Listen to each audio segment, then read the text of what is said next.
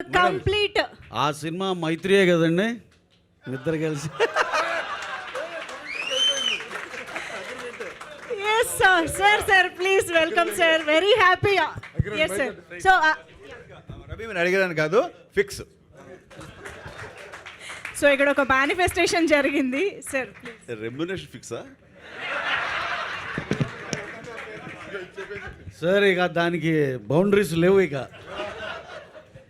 నేను ready. Yes sir please. Thank you. ఇన్ని events జరిగినా సరే ఈ సినిమాకు సంబంధించి ఆ టైంలో మనసులో ఉన్న మాటలు, అందరి పట్ల ఉన్న నా అభిమానం, నా ధన్యవాదాలు, అభినందనలు తెలియజేసుకుంటూ వస్తూనే ఉన్నాను. కానీ ఈ రోజున అక్కడ కూర్చోనే కానీ ఏం మాట్లాడాలి, ఏం చెప్పాలి, చెప్పందు కొత్తగా ఇప్పుడు ఏం చెప్పాలి అనే చిన్న మీమాంసలో మాటలు దొరకటం లేదు, భావం పలకటం లేదు. ఎందుకంటే ఈ సినిమా చేస్తున్నంతసేపు ఒక బాధ్యతగా, ఒక తపస్సులాగా చేసి ఇంతమంది నిష్ణాతులతోటి, తమ్ముళ్ళు వీళ్ళతోటి చేస్తూ సరైన గాడిలో సినిమాని పంపిస్తూ ఈ బ్లాక్ బస్టర్ అవుతుంది, అవి తీరుతుంది అనే ఒక దృఢమైన నమ్మకంతో వెళ్తూ అయిన తర్వాత ఈరోజు రిజల్ట్ చూసి మేము ఏదైతే అనుకున్నామో అది నెరవేరిన తర్వాత ఒక్కసారిగా మాటలు కొరవడిపోయినాయి. ఏం చెప్పాలో తెలియట్లేదు. ఇలాంటి సమయంలో మేము చెప్పుకునే దానికంటే ఇంకా ఆపేసేసి థియేటర్స్ ఉన్న ప్రతి ప్రేక్షకుడు, ప్రపంచపరంగా ఉన్న ప్రతి తెలుగు ప్రేక్షకుడు ఈ సినిమా గురించి చెప్తుంటే వినాలి అని మనస్ఫూర్తిగా అనిపిస్తుంది. బాబీకి దేవి నిన్న వచ్చి ఎక్కడున్నారంటే ఇది థియేటర్స్ తిరుగుతున్నాము, ఏ థియేటర్లో ఏ ఎపిసోడ్ వస్తుందో మాకు ఆ టైమింగ్ తెలుసుకుని అక్కడికి వెళ్తున్నాం అంటే తిరగండి. ఒకరోజు కాదు, రెండు రోజులు కాదు, 3 రోజులు తిరుగుతుండండి. ఎందుకంటే ఆ స్పందన కావాలి, ఆ ప్రతిస్పందన కావాలి, ఆ రియాక్షన్ కావాలి. ఆ రియాక్షన్ ఇంజక్షన్లో ఎక్కించుకోండి. అది మనకి పెట్టుబడి, అది మన ఫ్యూయల్, అది మన ఇంధనం, అది మనల్ని ముందు నడిపిస్తుంది. వెళ్ళండి. నేనే తరిమేవాడిని వాళ్ళందరినీ. నేను వెళ్ళే అవకాశం లేదు, అయినా సరే నా ఇంధనం మీరే కాబట్టి మీరే ఎక్కించుకుని వస్తే చాలు. ఇలాంటి వీరయ్యలు నాకు బోల్డ్ వస్తాయి నాకు. అందుకని పెద్దగా మాట్లాడాలని అనుకోవటం లేదు. అలాగే థ్యాంక్స్ అంటే కనుక అది నా వాయిసే, బాబీ వాయిస్ నా వాయిసే, ఆ బాబీ మనసు నా మనసు అనుకుని ప్రతి ఒక్కరికి నా హృదయపూర్వక ధన్యవాదాలు మళ్ళీ తెలుసుకుంటున్నాను. బాబీ మరిచిపోలేదు, కానీ బాబీ తెలియచెప్పని ఒక ఏరియా ఉంది. నేను షూటింగ్లో అది చూసినప్పుడల్లా ఇది కదా కష్టం. అందరూ నా కష్టం అంటారేంటి? నేనేం కష్టపడ్డాను? శుభ్రం కారులో వచ్చాను, సరిగ్గా సమయానికి తిండి పెట్టారు, టీ ఇచ్చారు, ఆ యాక్షన్ అన్నారు. బద్దిల్ లాంటి వాళ్ళు నాకు ప్రాపర్గా సేఫ్టీ అని చూస్తుంటారు. అండ్ కుర్చీ వేసే బాయ్ ఉన్నాడు. నేను కష్టమేం పడుతున్నాను, కానీ చూసేవాళ్ళకి కానీ మన ఆర్దర్ వెళ్తాను ఇంక మాదిరి ఇవాళ కష్టపడ్డ నాకు ఇంకో పాకలేదు సార్. తెలుగులో తమిళ కూడా పాకలేదు సార్. వరుసగా మీరు ఒక ఎపిసోడ్ తీసేసుకోండి, ఓషన్ ఎపిసోడ్ అంతా డూప్ తోటి. ఆ తర్వాత 2 రోజులు నేను వచ్చి నా షార్ట్స్ ఎక్కడ ఇన్సర్ట్ చేయాలో అది చాలు అంటారు. మాకు కూడా అది న్యాయం అనిపిస్తుంది. కానీ 9 రోజులు మీరే ఉండి మీరే శ్రమించి డూప్ షాట్ లేకుండా మీరు చేయటువంటి అవసరమా? అది నేను ఊహించలేదు అని అంటుంటే నేను అది కాంప్లిమెంటే, కానీ అది కాంప్లిమెంట్కి బాధ్యత కదా, మనమే కదా చేయాలి. మన తరపున ఇంకోళ్ళు ఎవరు చేయటం ఏంటి అంటూ ఇంకో విధంగా చేయటం నాకు తెలీదు. అర్థం ఇలాగే తెలుసు, నాకు ఇలాగే పెరిగాను, ఇలాగే చేసుకుంటూ వచ్చాను అంటూ చెప్పుకొచ్చాను ఇది. అండ్ కానీ కష్టం అని గురించి మాట్లాడుతాను కాబట్టి కష్టం నాది, రవితేజది, ఇంకోటిదో కాదండి. నిజమైన కష్టం మేము అనుకున్నది తెర మీద తీసుకురావడానికి కష్టపడే వాళ్ళని చూస్తున్నప్పుడు మన బీటీఎస్ సంబంధించి కెమెరా క్యాప్చర్ వర్కింగ్ కెమెరాతో చేస్తారు కదా, వాళ్ళ కెమెరా తీసుకుని నేను కొన్ని షాట్లు షూట్ చేశాను. నిజమైన కష్టజీవుల షార్ట్స్ కొన్ని షూట్ చేశాను. రెయిన్ పడుతున్నప్పుడు మారేడుమిల్లో కానీ, చలిలో టైంలో కానీ, మంచులో కానీ ఇవన్నీ నేను షూట్ చేసి అవన్నీ కంపేర్ చేసి ప్రజానీకానికి, ఇక్కడ మీకు కాదు, ప్రజానీకానికి ఎవరైతే ఈ టీవీల ద్వారా చూస్తున్నారో ఈ సినిమాని ఇంత అత్యద్భుతంగా అలరిస్తూ వావ్ అంటున్నారో వాళ్ళందరికీ ఈ సక్సెస్ వెనకాల వాళ్ళు ఉన్నారు, ఆ కార్మికులు ఉన్నారు, ఇంతమంది కష్టం ఉంది అని చెప్పడం కోసం ఎవరైతే మనం ఇక్కడ కూర్చున్నామో, ఎవరైతే బాబీ వాళ్ళందరినీ గురించి ప్రస్తావించాడో వాళ్ళు కాదు అని వాళ్ళకి తెలియాలి.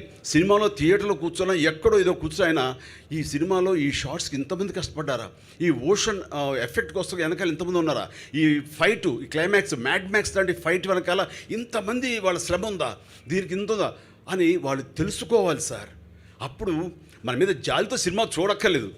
ఇంతమంది కష్టంతోనా ఇంత సినిమా ఎలా వస్తుంది, ఇంత గ్లాజీ, ఇంత రోజీ పిక్చర్ వస్తుంది అని వాళ్ళు తెలుసుకోవాలి. నేను షూట్ చేసి నా వాయిస్ చేసిన ఏవిని ప్లే చేయండి. Lights of.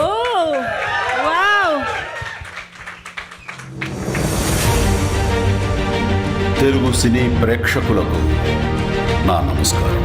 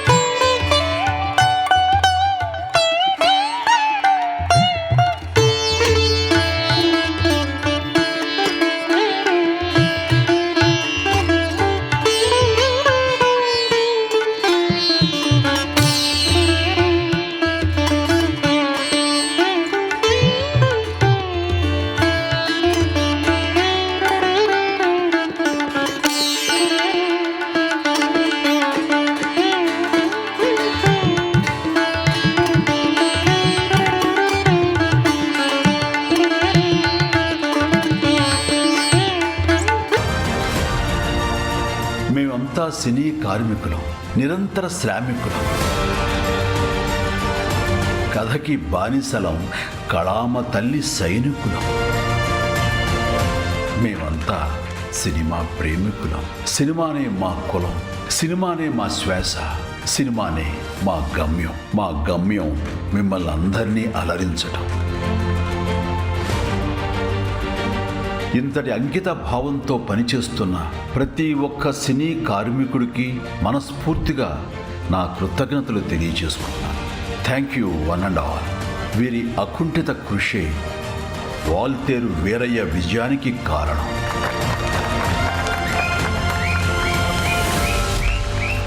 Me Chiranjeevi. This is the first time ఇలాంటి ఒక వీడియోని చూడటం. కష్టం తెలిసిన వారికే, కష్టం విలువ తెలిసిన వారే ఇలాంటి కష్టాన్ని గుర్తించగలరు, అభినందించగలరు. That is our megastar Chiranjeevi garu. ఈరోజు మనందరం థియేటర్లలో ఇంత అద్భుతంగా ఎంజాయ్ చేస్తున్నటువంటి వాల్తేరు వీరయ్య వెనుక పడిన ప్రతి ఒక్కరి కష్టాన్ని కళ్ళకి కట్టినట్టుగా ఈ వీడియో ద్వారా మన ముందుకి తీసుకొచ్చినందుకు మెగాస్టార్ చిరంజీవి గారికి మనస్ఫూర్తిగా కృతజ్ఞతలు తెలియజేసుకుంటున్నాం. Thank you so much sir. Thank you. అంటే మనం ఆర్టిస్టులుగా కష్టపడింది ఏమీ ఉండదు, అన్ని రకాల సౌకర్యాలు ఉంటాయి. కాబట్టి నిజమైన కష్టం ఆ కార్మికులది. వాళ్ళని చూసినప్పుడు వాళ్ళకి గుర్తుండదు ఆ బేటా తీసుకున్నామా, ఇంటికి వెళ్ళామా, ఆ నెలకో ఆ రోజుకో ఆ వారానికో మనం దాంతో బిడ్డలు బాగా చూసుకున్నావా అనేంతవరకే వాళ్ళ ఆలోచన. మళ్ళీ నెక్స్ట్ ఏంటనేది. బట్ వాళ్ళ మీద ఈ రోజున మనం ఇంత గ్లాసీ, ఇంత గ్లామర్ పిక్చర్ చేసుకుని ఈ రోజున మనం చూసుకుంటున్నాం అక్కడ. అది నిజంగానే వాళ్ళ కష్టాన్ని గుర్తించుకోవాలి, వాళ్ళకి ధన్యవాదాలు చెప్పుకోవడం, వాళ్ళని తలుచుకోవడం మనందరి బాధ్యత అని నాకు ఎందుకు అనిపించి, మారేడుమిల్లి నుంచి కూడాను ఒక కెమెరా వాళ్ళ కష్టాలు, వాళ్ళు ఎలా చేస్తారు, ఇవన్నీ ఎలా భోజనం చేస్తారు, తడుస్తూ ఎలా తింటారు, ఇవన్నీ కూడా చేసుకోమని చెప్పి ఈ రోజున మీకు ఎవరికీ తెలియదు ఇది. సో 4-5 రోజులు బట్టి ఇది మనం చెప్పుకోవాలి, ఇది ప్రజల దాకా వెళ్ళాలి అనే ఉద్దేశంతో చేసిన చిన్న ప్రయత్నం. Love you all. ఎందుకంటే ఏమీ లేదు నేను చెప్పలేను. అండ్ ఇలాంటి సక్సెస్లు వస్తుంటాయి, పోతూ ఉంటాయి. కానీ ఇలాంటి మనుషులను పొందటం, వీళ్ళతోటి సుదీర్ఘమైన ప్రయాణం చేయటం అన్నది నాకు అత్యంత ఆనందాన్ని ఇస్తుంది. I love you my brother Ravi Teja, Bobby, Devi, Arthur Wilson garu, Chandrabose, lovely producer like Ravi and Naveen, నన్ను ఉత్సాహంగా ఆ స్పాట్లో ఉంచిన మా కమెడియన్ బ్యాచ్ శ్రీనివాసరెడ్డి, శకల శంకర్, సప్తగిరి, అలాగే నా సినిమాలో ఉండాలి అంటూ ఎంత కష్టం సరే డేట్లు కుదించి తీసుకొచ్చి ప్రకాష్ రాజ్, అలాగే మరొక నా హార్డ్ కోర్ అభిమాని అంట తర్వాత తెలిసింది నాకు బాబీ సింహ. సో అలాగే రాజేంద్ర ప్రసాద్, వెన్నెల కిషోర్, అలాగే నటినట్ల పరంగా శృతి హాసన్, ఇట్లాగా అందరూ పేరు పేరున ప్రతి ఒక్కరికి మరొకసారి ఇంత గొప్ప విజయం. ఇది ఏ ఒక్కరిదో కాదు, నేను ఫోర్ ఫ్రంట్లో ఉంటాను, నాతో పాటు రవి ఉండొచ్చేమో, కానీ బట్ నిజమైన కష్టం, నిజమైన శ్రమ మీ అందరిది. అంటే ఉదాహరణకి శ్రమ అనేసరికి బాబీ గురించి ఒక్క విషయం చెప్పాలి. ఇది బాబీ గురించి కాదు, ఆ కథ గురించి, బాబీని సెంట్రిక్గా చేసుకుని ఒక విషయం చెప్పాలి. ఫస్ట్ టైం కథ నాకు చెప్పాడు, వినగానే వావ్ చాలా బాగుంది, మనం చేస్తున్నాం, డెఫినెట్ చేస్తున్నాం, నీకు నాకు కామన్గా మనం చేయాల్సిన ప్రొడ్యూసర్స్ ఉన్నారు అని పూర్తిగా కూడా చెప్పలేదు. కానీ అతనికి తెలుసు, నా మనసు ఎరిగి డైరెక్ట్గా మా ఇంటి నుంచి కిందకి దిగితే 4 రోడ్డు దిగితే వీళ్ళ మైత్రి ఆఫీస్ ఉంటుంది, అక్కడికి వెళ్ళాడు ఆయన. ఏం చెప్పుకున్నా తెలియదు, హైదరాబాద్ సారీ యూఎస్ నుంచి నేను ఫోన్ చేసి, సార్ కథ విన్నారంటే బాగుందంట కదా, వెరీ సార్ నిజం సార్, నిజంగా చాలా బాగుంది, అయితే మనం చేస్తున్నాం సార్ అని.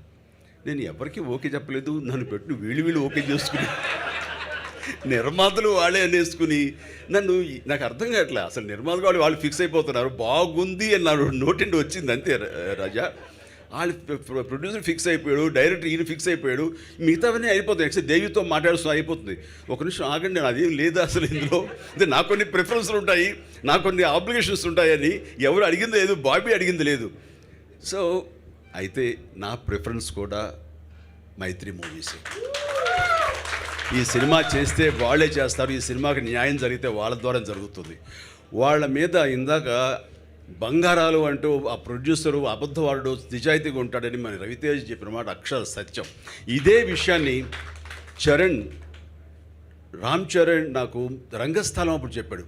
డాడీ చిన్నప్పటి నుంచి మన ప్రొడ్యూసర్స్ చూసేవాడిని కదా, ఒక దేవి ప్రసాద్ గారు కానీ, లేకపోతే అశ్వినదత్ గారు కానీ, కేఎస్ రామారావు అంకుల్ కానీ, వీళ్ళందరితో నీతో ఎంత ఫ్రెండ్లీగా ఉంటారో, నీ బాగోగులు ఎంత బాగా చూసుకుంటారో, నేను ఎంత కంఫర్టబుల్గా చూసుకుంటారో, అంతకంతగా ఫస్ట్ టైం డాడీ ఇన్ని సినిమాలు చేశాను కానీ మన మైత్రి నవీన్ గారు లాగా మాత్రం ఎవ్వరు చూసుకోరు. నాకు మీరు చేసిన విలేజ్లో రంగస్థలంలో నాకు ఒక 5 స్టార్ హోటల్ లాంటి యాంబియన్స్ తోటి ఒక రూమ్స్ బాత్రూమ్ కట్టిస్తారు. అసలు వద్దు అనుకున్నాను కానీ నాకు అంత ఇచ్చారు, అంత మర్యాద, అంత బాగా చూసుకుంటూ ఒక పువ్వులా చూసుకున్నారు. మళ్ళీ సినిమా చేస్తే వాళ్ళకి చేయాలి డాడీ అంటే, హౌ వెరీ గుడ్ రా అన్నాను. నేను మనసులో అనుకున్నాను, నువ్వు కాదురా చేసి, నేను సినిమా చేస్తే వాళ్ళతో చేస్తాను అనుకున్నాను. అది వాడికి తెలియదు, ఎందుకంటే నాకు లేకుండా చేస్తానని భయం నాకు. సో ఆ రోజు అనుకున్నాను, అది కథ విన్న తర్వాత బాగుంది అనుకున్న తర్వాత మీరు నాకు ఫోన్ చేసినప్పుడు I decide as we are doing together and చాలా మంచి కథ అన్నాను. అయిన తర్వాత నువ్వు ఒక సీటుకి మళ్ళీ మీతో కూర్చోవాలన్నాడు. నాకేంటంటే మా ఫ్యామిలీ మెంబర్స్తో 5-6 మందితో కూర్చోవడం నాకు అలవాటు. అందులో సురేఖ ఉంటుంది, నాగబాబు ఉంటాడు, సత్యానంద్ గారు ఉంటారు, మన ఈ సినిమా అసోసియేట్ ప్రొడ్యూసర్. మీరు అందరు చెప్పావు, అతని పేరు చెప్పలేదు మీరు, జీకే మోహన్. ఎస్, జీకే మోహన్ ఎక్కడ తెలియదు, రాడు, ఆయనంతా గూఢాచారి. సో జీకే మోహన్ని, సత్యానంద్ గారిని, నాగబాబుని, మా మిసెస్ని, మా పాపని సుష్మితని అందరూ కూర్చోబెట్టి మళ్ళీ కథ చెప్తా అన్నాడు. అంతే జోష్ తోటి సక్క నుంచి చిరంజీవిలా లేచిపోతాడు, ఆ స్టైల్స్ అంటాడు, ఇది అంటాడు, అన్నయ్య అంటాడు, ఇలా చేసేస్తాడు. చేస్తుంటే మా వాళ్ళు నవ్వుకుంటున్నారు. అంటే ఆయనలా చేస్తున్నాడు, అది తర్వాత అడగండి, ముందని పూర్వం వస్తే అంతే, ఇది చేసాడు ఇవ్వండి అని. అసలు నిలబడిపోయి సబ్జెక్టు వేరే వ్యవహారం చేసేసావు కాసేపు. సరే అయితే అది చేశారు. నా బాడీ లాంగ్వేజ్ అంతగా తనకు తెలుసు. అయిన తర్వాత చాలా బాగున్నారు, క్లాప్స్ కొట్టారు, హక్ చేస్తాడు. ఆ రోజు మన వాడి మొహం వెలిగిపోయింది. ఇంకేముంది, నెక్స్ట్ మనం షూటింగ్స్కి వెళ్ళిపోవడం, 4 సీన్స్ వేసేసుకుని అని చెప్పి అన్నాడు. అందరూ వెళ్ళిపోయిన తర్వాత బాబీ మన ఇద్దరం 1-to-1 మాట్లాడుకోవాలి. అలాగే రండి. గదిలోకి వెళ్ళాను. అందరూ నాతో బాగుందన్నారు. నాకు చెప్పారు సార్, నాకు చాలా బాగుందని చెప్పారు.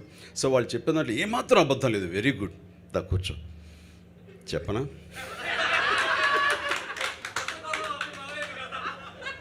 మీరిద్దరు అన్నది గుర్తుకొచ్చింది నాకు అప్పుడు.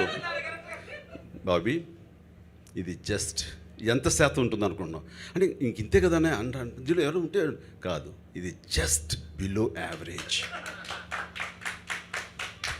ఇది ఒక ముడి మాణిక్యం, డైమండ్ లాగా ఉంది. ఇది పెట్టుకుని మనం ఏమీ చెయ్యలేం.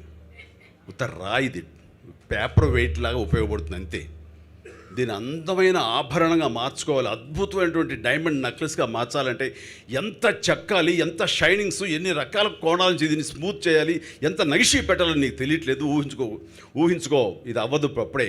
కానీ నిరంతరం నువ్వు కష్టపడి దీనికి ఇన్నింతలు తీసుకురా. నువ్వు వచ్చినప్పుడల్లా నాకు నిజంగా నచ్చితే వెళ్ళిపోతావు, లేదంటే నేను చెప్తూనే ఉంటాను, నువ్వు చేసుకుంటురా అన్నప్పుడల్లా ఛాలెంజింగ్గా తీసుకున్నాడండి. తన గొప్పతనం అది. ఎవరైనా ఈగోలు పోతారు, లేదా సబ్జెక్ట్ ఇంతమంది బాగుందన్నారు కదా ఇంకేంటి ఇందులో అని సాటిస్ఫై అయిపోతారు. సాటిస్ఫై అయ్యారు అంటే దాంతో స్థాపితం, స్లాబ్ వేసేసినట్టే. అది నేను అది మాత్రం చెయ్యొద్దు బాబీ. ఇది ఎంత చెక్కితే అంత ఈ సబ్జెక్టు, ఎంత నువ్వు ఆలోచిస్తే ట్రీట్మెంట్లో అంత ఇది ఉంటుంది. ఇది సబ్జెక్ట్ కోరుకుంటుంది, నన్ను డెవలప్ చేయండి అని.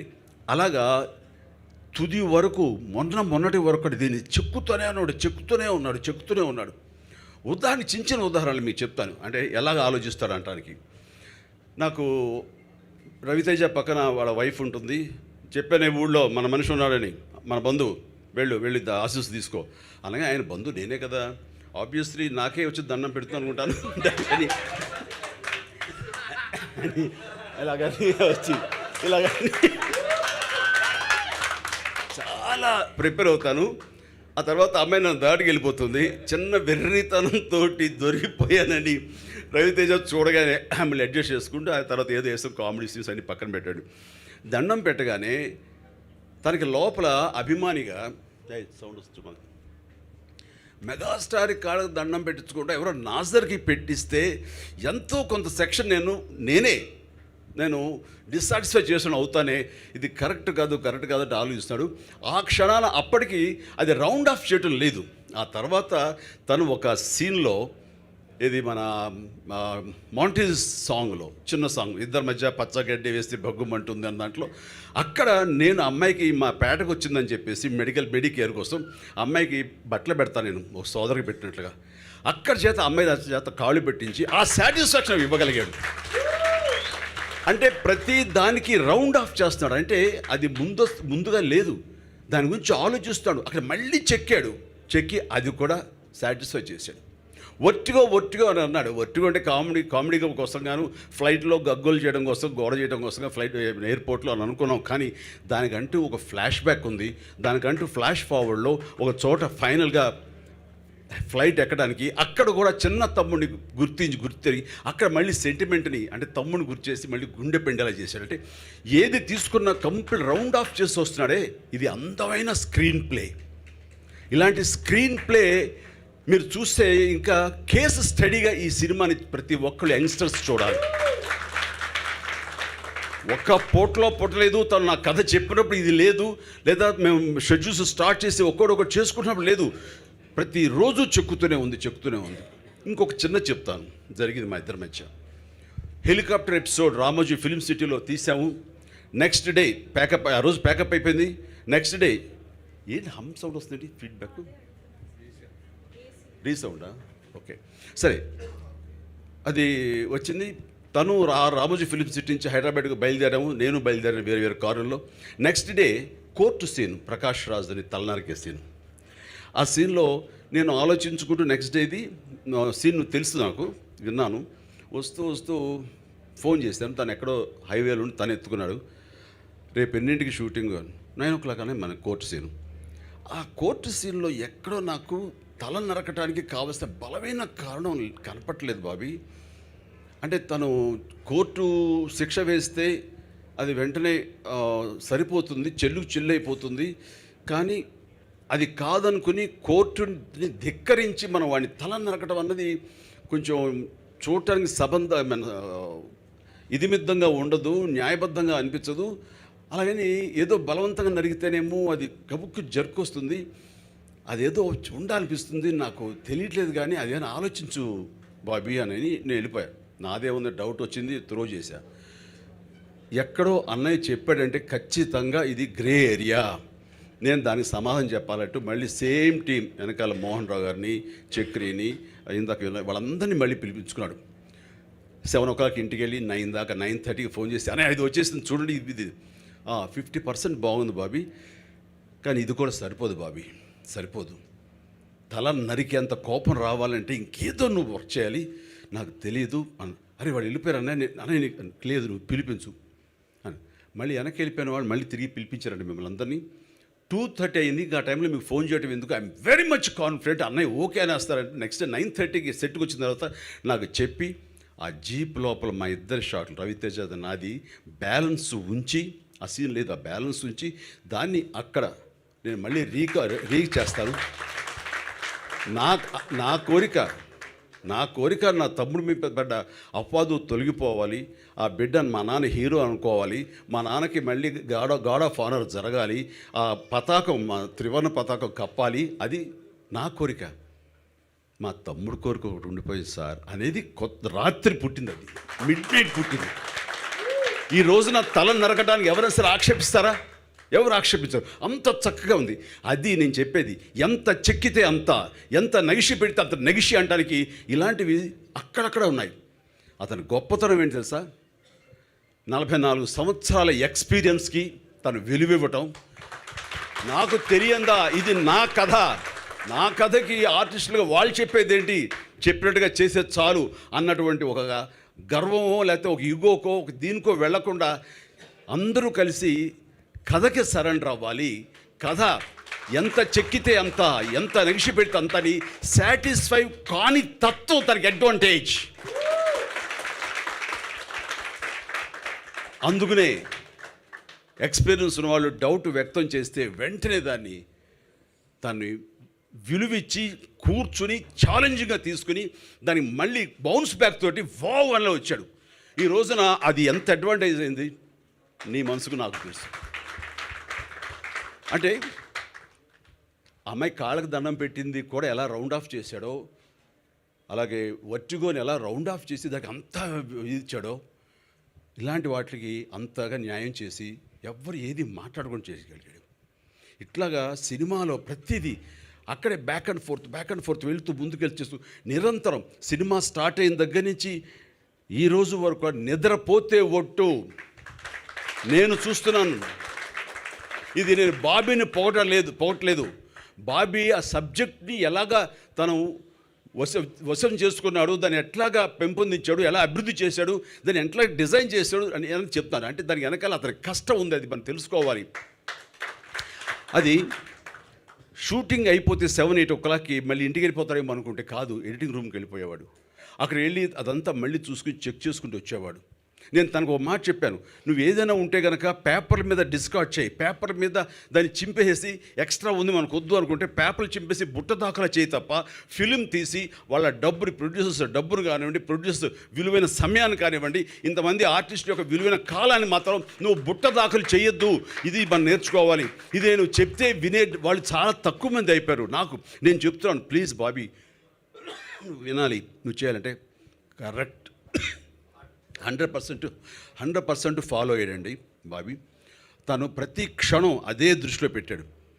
ఈ రోజున ఒక అరగంట సినిమా, గంట సినిమా మేము వేస్ట్ చేసి పక్కన పడేసాం, ఇంకా ఎడిటింగ్ రూమ్లో ఇంకా బోల్డంత కథ ఉంది అనేవి మనం వింటూనే ఉన్నాం. ఇందులో అబద్ధం కానే కాదు.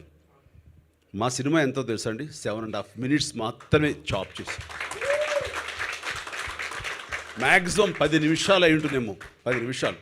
అది కూడా ఫైట్ మాస్టర్లు కొంచెం ఎక్కువ తీసి దాన్ని స్పీడ్ పెంచడం కోసంగా చాలా సబబు కానీ క్రిస్పై చేయడం కోసంగా కొన్ని ఫ్రేమ్లు వేస్ట్ చేస్తారు. అలాగే పీటర్ మాస్టర్ ఆ ఓషన్ ఎపిసోడ్ కొంచెం తీసి దాన్ని మాకు కావాల్సిన 5 మినిట్స్కి కుదించడానికి ఒక 2 నిమిషాలు 3 నిమిషాలు పోయి ఉంటుంది. ఇలాంటి యాక్షన్లో పోయింది తప్ప సినిమా కరెక్ట్గా తీసాడు. అందుకని ప్రొడ్యూసర్లకి ఒక నయా పైసా వేస్ట్ కాకుండా ఈ రోజున ఇంత సజావుగా సాగింది. చాలామంది హర్ట్ అవుతారేమో డైరెక్టర్స్, యంగర్ సీనియర్ ఎవరైనా సరే చెప్తున్నానండి. సినిమా అన్నది ఫస్ట్ డైరెక్టర్ అనేది ఒక సూపర్ డూపర్ హిట్ సినిమా ఇవ్వటం కాదు, ఒక అద్భుతమైన కథ ఇవ్వటం కాదు, అన్నీ అయ్యి ఓకే అనుకున్న తర్వాత ప్రొడ్యూసర్స్కి ఆన్ టైం ఇవ్వడం కానీ ప్రొడ్యూసర్స్కి విత్ ఇన్ ద బడ్జెట్ కానీ సినిమా తీయటం మీ మొదటి సక్సెస్గా ప్రతి ఒక్కరు అనుకోవాలి. వచ్చిన కొత్త టెక్నాలజీ ఏదైనా వస్తే కనుక దాన్ని వాడి వాళ్ళ పనితనం చూపించుకోవడానికి ప్రయత్నాలు అరులు చాచే కంటే ఒక మామూలు కెమెరాతో కూడా మాకున్న కథ, నా దగ్గర ఉన్నటువంటి టాలెంట్ తోటి, నా కథ పవర్ తోటి నేను అత్యద్భుతమైన సినిమా తీయగలను అనుకోవాలి. అంతే తప్ప అత్యాధునికమైనటువంటి ఎక్విప్మెంట్ నాకు కావాలని కోరుకోకూడదు. అవన్నీ యాడెడ్, అవసరం మేరకు తీసుకోండి. అలాగే దాన్ని దృష్టిలో పెట్టుకుంటే దానికి అనుగుణంగా బోల్డ్ అంత ఖర్చు కూడా పెరిగిపోతుంటుంది. ఇలాంటి నిర్మాతలు దేనికొస్తారు నెరవనే నిర్మాతలు దేనికొస్తారు మీ ఇష్టం అనే వాళ్ళు ఉంటే కనుక ఇంకా అడ్వాంటేజ్ అయిపోతుంది. అలాగా దయచేసి ఇండస్ట్రీ బాగుండాలంటే ప్రప్రథమంగా బాధ్యత తీసుకునే వాళ్ళు, అది గుర్తెరగాల్సిన వాళ్ళు directors, captain of the ship. అలా ప్రతి వాళ్ళు ఆలోచించుకోవాలి. అరే నేను బాబీ కంటే లేకపోతే ఇంకొకరి కంటే నేను తక్కువ చేస్తే నాకు అవమానం అని బాబీ అనుకుని బాబీ అంత ఖర్చు పెట్టాడు వారికంటే నేను తక్కువ తీయకూడదు, even though my subject is not demanding అని అవసరం మేరకు ఖర్చు పెట్టి బాబీ కంటే 10 కోట్లు ఎక్కువ ఖర్చు పెట్టా మన సినిమా అని అనుకోవడం. ఇది ఏమండి రేపు పొద్దున మీరు మీడియా వాళ్ళు ఉద్దేశించి వీళ్ళని ఉద్దేశించి అనకండి సార్, తప్పు, రాంగ్. దీన్ని మీరు ప్రొజెక్ట్ చేయొద్దు. ఇది ఏ ఒక్కరినో ఉద్దేశించి కాదు. మీరు అలా చేస్తే కనుక మీరే చిన్నవాళ్ళు అవుతారు. ఇది ఇండస్ట్రీ విశాలంగా విస్తృతంగా నేను ఒక సలహాగా ఇస్తున్నాను. డైరెక్టర్లు అన్న వాళ్ళు ప్రొడ్యూసర్ని బతికించాలి, ప్రొడ్యూసర్లకి వాళ్ళు భుజం కాయాలి. ఆ రకంగా ఈ సినిమా అదృష్టం కొద్దీ ఈ సినిమా ఒకవేళ యావరేజ్ సోసోగా ఆడి తన డబ్బులు తను తెచ్చుకుని క్విట్స్ అయినా సరే నా నిర్మాతలకు నష్టం లేదు, జరగదు. బ్లాక్ బస్టర్ అయింది, ఇంక నథింగ్ లైక్ దాట్. ఇంకా వాళ్ళ ఇష్టం అది. వాళ్ళకి మహా సంతోషపడితే మాకు ఎక్స్ట్రా డబ్బులు కూడా ఇస్తారు, కాదను తీసుకుంటాం.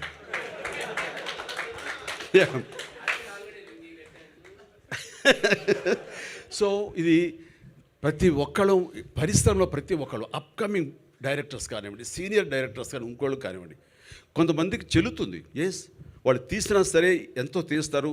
ఆ ఉన్నదాన్ని మళ్ళీ పార్ట్ 2గా కూడా కన్వర్ట్ చేసుకుని వాళ్ళు చేసుకుంటారు. అలాగే మణిశర్మ తను 100 రోజుల్లో 2 సినిమాలు తీశారు.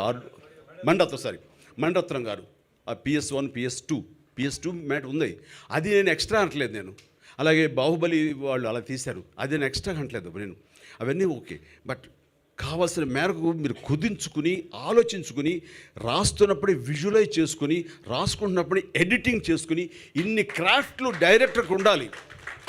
ఉంటే ఫైనల్ మాస్టర్ చెప్తారు తీసేసి పెడదాం సార్ అంటారు. వీళ్ళని కాదు, కొంతమంది లేదు ఈ షాట్ వస్తుంది, ఇంత లెంగ్త్ సరిపోతుంది, ఈ షాట్ కోసం మళ్ళీ అగైన్ చేస్తుంటే ఆర్టిస్ట్ ఒళ్ళు హోనం అయిపోతుంది. అలాగే ఎంత డబ్బు వేస్ట్ అయిపోతుంది, ఎంత టైం వేస్ట్ అయిపోతుంది. కాదు కదా, ఎడిటింగ్లో ఇచ్చాలు 2 యాంగిల్ మార్చండి, అటు తీసుకోండి. అలా తీసుకుంటే ఆర్టిస్ట్కి కంఫర్టబుల్, ప్రొడ్యూసర్కి కంఫర్టబుల్, డైరెక్టర్ విత్ ఇన్ డేస్లో టైం సినిమా తీసుకుంటుంటుంది. మీరు ఇది ప్రతి వాళ్ళకి ఎడ్యుకేషన్ ఇది. సో కొంచెం క్లాస్ ఎక్కువ పీకాను అనుకుంటా. సో ఇది ప్రొడ్యూసర్స్ బతకాలి, ప్రొడ్యూసర్స్ నిలదొక్కుకోవాలి. వాళ్ళు ఉంటేనే ఈ రోజున మనందరం బాగుంటాం. మనం ఇంత డబ్బు తీసుకుంటున్నామంటే అది నిజంగా వాళ్ళందరూ బాగుంటేనే. వాళ్ళు బాగుంటే ఎక్కడికో వెళ్ళరు, మనకే ఇస్తారు.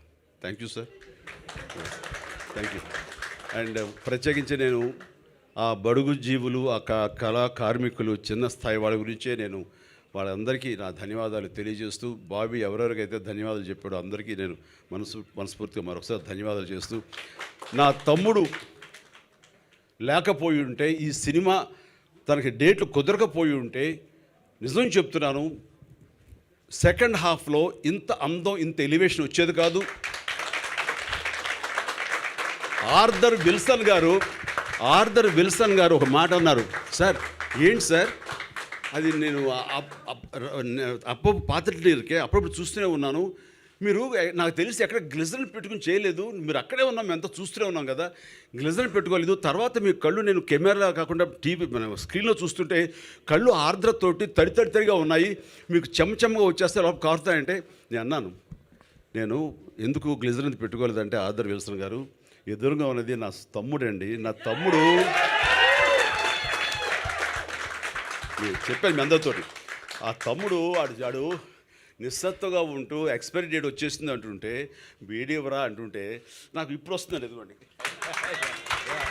సో అంత నా తమ్ముడు అలా అయిపోతూ వాడిని పోగొట్టుకుంటున్నాను, వాడిని బతికించుకోవాలనే థాటు నింపుకున్నానండి. అందుకనే ఆ సీన్లో నా కంట్లో నీళ్లు లేవు, నేను గ్లిజరిన్ పెట్టుకోలేదు, ఏడుస్తూనే ఉన్నాను. అవి నిజంగానే తుడుచుకుంటున్నాను, వాడి దగ్గర లాక్కుంటున్నాను. రే కొట్టేగడ నేను సరిపోలేదన్నా ఇంకా గట్టిగా కొట్టు అంటాడు, రావట్లేదు. సో వాడిని కొట్టి చేసిన తర్వాత తను చేసిన పెర్ఫార్మెన్స్ అది చేసినాక ఓన్ చేసుకుని నేను ఇచ్చిన రియాక్షన్స్ అవి చూసి ఆర్దర్ విల్సన్ లాంటి వాళ్ళు మెల్ట్ అయిపోయి ఎన్నా సార్ అది షూటింగ్ పండంబోదు எனக்கு తెలియలేదు సార్, అప్పుడు స్క్రీన్ మీద పాత ఎన్నా పండుగ సార్ అంటుంటే అలాంటి కాంప్లిమెంట్స్ చాలు మా ఇద్దరికి. అది రవి కాకపోతే నాకు వచ్చేది కదని నేను చెప్పడం కోసం చెప్తాను. సో రవి, ఈ సినిమా అనేది సో పవర్ఫుల్, అది కోరుకుంటుందయ్యా నాకు చిరంజీవి కావాలి, నాకు రవితేజ కావాలి, వాళ్ళకి బాబీ కావాలి, వాళ్ళు కావాలి తండ్రి అంటే ప్రొడ్యూసర్స్ ఎస్ అనక ఏం చేయరు, కోరుకుంటుంది నువ్వు నేనో కాదు, సబ్జెక్ట్ కోరుకుంటుంది, అది అయిపోయింది అంతే వచ్చేసింది. అది ఏం మాస్టర్లు అండ్ అసలు ఇంకా నేను మళ్ళీ అంటే అంతా మాట్లాడిస్తాను అనుకున్నా, మళ్ళీ మా దేవి గురించి ఇంటర్వెల్లో ఆ ఎపిసోడ్లో చించాడండి, ఏమి పూనగాలు తెప్పించి చేశాడు. మా ఇంట్లో ఎన్నిసార్లు ఆ సాంగ్లు వేసుకుని డ్యాన్స్ వేసాము మనందరం, అవును చేసామంటే అంత ఇదిగా. సో రవి స్టిల్ తీసుకోండి, నెక్స్ట్ పిక్చర్ ఉపయోగపడుతుంది.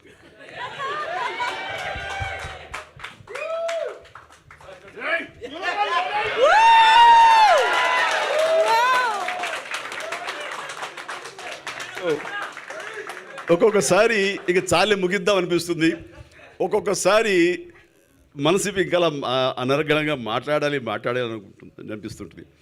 ఇంకా బోల్డ్ అండ్ ఇన్సిడెంట్స్ ఉన్నాయి. ఈ ఆల్మోస్ట్ 125 రోజులు 115 రోజులు చేసాం, ప్రతిరోజు ఒక ఎక్స్పీరియన్స్. నాన్నగారు ఇంకేం ఫంక్షన్ ఉంది, ఇంకెన్నిసార్లు మాట్లాడిస్తారు నాతోటే, ఏంటది చాలే ఇప్పుడు మాట్లాడింది వాళ్ళు తక్కువ మాట్లాడారా ఏంటి? ఓ చాలా మీరు ఇచ్చిన డబ్బులకి మాట్లాడింది ఎక్కువే.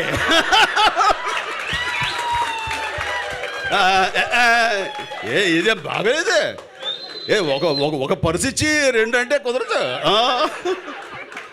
ఇంకేం ఫంక్షన్ ఉంది, ఎందుకు ఏం చేసుకోను ఆల్రెడీ. ఇప్పుడు థ్యాంక్స్ గివింగ్ అన్నారు, ఇది అంటే ఆడియన్స్కి థ్యాంక్స్ చెప్పడమా అని నేను అడిగాను. మరి అంతే కదా, నేను ఆదరించాను, చాలా పొరపాటు ఇది, ఆడియన్స్ మనం థ్యాంక్స్ చెప్పక్కర్లేదు, ఇంత గొప్ప సినిమా ఇచ్చాము, బ్లాక్ బస్టర్ ఇచ్చామని వాళ్ళే మనకు థ్యాంక్స్ చెప్తున్నారు. దానికి ఎగ్జాంపుల్ బాబీయే. సో మంచి సినిమా మాకు ఇవ్వండి రా బాబు, మీరు మాకు థ్యాంక్స్ చెప్పక్కర్లేదు, దాన్ని ఆదరించడం మాకు తెలుసు. మంచి కంటెంట్ ఇచ్చామని వాళ్ళు ఆదరించారండి. ఇలాంటి కంటెంట్ ఇచ్చేందుకు ఈ చిత్రం యూనిట్కి, డైరెక్టర్కి, ఆర్టిస్ట్కి మా థ్యాంక్స్ అంటూ ప్రజలు మనకు చెప్తున్నారు. దానికి మనం శిరస్సు వంచి థ్యాంక్ యూ మీ థ్యాంక్స్కి థ్యాంక్ యూ అని చెప్పాలి. మనం థ్యాంక్స్ చెప్పుకోవాల్సింది కరెక్ట్గా చెప్పుకుంటున్నాం. మన దగ్గర పనిచేసిన వాళ్ళు, ఈ స్థాయికి సినిమా తీసుకొచ్చిన వాళ్ళు, మన వెనకాల పనిచేసినటువంటి కార్మికులు వెలుగుని చెప్పుకోవాలి. సో ఇలాంటి నిర్మాతలు నాకు దొరికినందుకు నేను నా అదృష్టంగా భావిస్తున్నాను. మళ్ళీ సినిమా గట్టిగట్టి చేసేస్తానేమో, కానీ మిగతా వాళ్ళు కూడా చేయాలి కదా, కొంచెం గ్యాప్ ఇద్దాం. Right, thank you masters, thank you అండి. అలా పీటర్ మాస్టర్ చాలా బాగా చేశారు, అండ్ శేఖర్ మాస్టర్ కూడా ఆ నెంబర్స్ ఎంత బాగా ఇచ్చాడంటే నా బాడీ లాంగ్వేజ్కి కావాల్సిన విధంగా ఇచ్చాడు, ఆ స్టైల్స్ రాబట్టాడు. ఆ వింటేజ్ చిరంజీవి, ఆనాటి చిరంజీవిని గుర్తు తెచ్చాడంట, అంతా ఇంత కాదు. ఇందాక మన పిఆర్ కాదు ఇతను మన అనురాగ్ నాకు వీడియో పంపాడు. వాడు 2 years కూడా ఉన్నా లేదు తెలీదు, వాడు కుర్చీ మీద నిలబడిపోయాడు, వాడు మదర్ గారు పట్టుకున్నారు. వాడు నాదిను తన సాంగ్ వచ్చేస్తుంది, రవితేజ నేను కలిపి ఇలాగంటూ అది చూసుకున్నాడు, పెప్పర్ అని. వాడు వస్తుంటే వాడు మళ్ళీ ప్యాన్ చేస్తే వాడు లేదు, ఇలా అనేస్తున్నాడు. వాడు చిన్నాడు, వాడు చేతులు పెడితే అనేసి నోట్లో విజిల్ పెట్టి విజిలేసేస్తున్నాడు. రవి అనిపించింది మరి ఆ ఏజ్లో కూడా మనం పట్టేసాము, పట్టి మన జోబులో తోపేసుకున్నాం. వాడు ఎక్కడికి పోడాడు, ఆడికి ఇప్పుడు 2 years 20 years వచ్చేంత వరకు మనది గ్యారంటీ మన లైఫ్. అందుకనే అనురా మీ ఫ్రెండ్కి చెప్పు, ఆ అబ్బాయిది నాకు వీడియో పొమ్మను, నేను ఇన్స్టాలో రేపేళ్ళలో పెడతాను దాన్ని. అది బ్రహ్మాండమైన ఉంది. అది మరి చాలు, ఆ రేంజ్ వాళ్ళు మనకు వచ్చారంటే అటు చూస్తే దుప్పటి లాగేసుకోవడమే అంతే, ఛాన్స్ ఇవ్వకూడదు యంగ్స్టర్స్కి. అలాగా మన అబ్బాయి ఇలా జరుగుతూనే ఉంటుంది. అబ్బాయి ఇంకా యంగ్గానే ఉంటాం, ఇంకా హుషారుగా ఉంటాము, ఇంకా యంగ్తో కూడా మనం చేస్తూనే ఉంటాం. Bye thank you sir. Thank you so much. Chiranjeevi గారిని వేదిక పైన ఉండవలసిందిగా రిక్వెస్ట్ చేస్తూ రవితేజ గారు to please join the stage once again. ఒక ఫోటో ఆప్ టీం అందరితో కలిసి ఒక ఫోటో ఆప్ ఇప్పుడు స్టేజ్ పైన. రామలక్ష్మణ్ మాస్టర్స్, రైటర్స్, బాబీ గారు to please join the stage. Devi Sri Prasad గారు వేదిక పైకి రావాల్సిందిగా రిక్వెస్ట్ చేస్తున్నాం. ఆర్థర్ విల్సన్ గారు, టీమ్ మెంబర్స్ అందరూ కూడా వేదిక పైన ఒక ఫోటో ఆప్ కోసం జాయిన్ అవ్వాల్సిందిగా రిక్వెస్ట్ చేస్తున్నాము.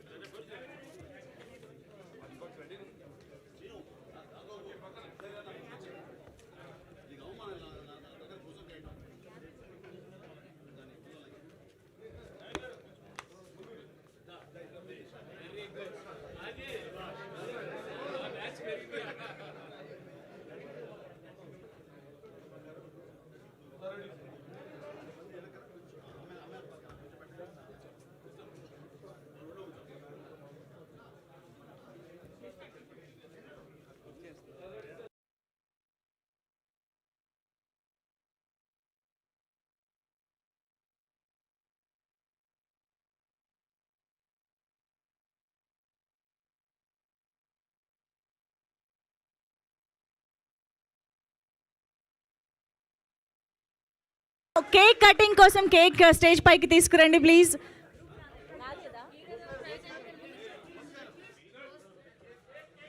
సార్ ఒక గ్రూప్ ఫోటో, చిరంజీవి గారు, రవితేజ గారు, బాబీ గారు, ఒక స్పెషల్ ఫోటో, దేవిశ్రీ ప్రసాద్ గారు, నవీన్ గారు అండ్ రవి గారు.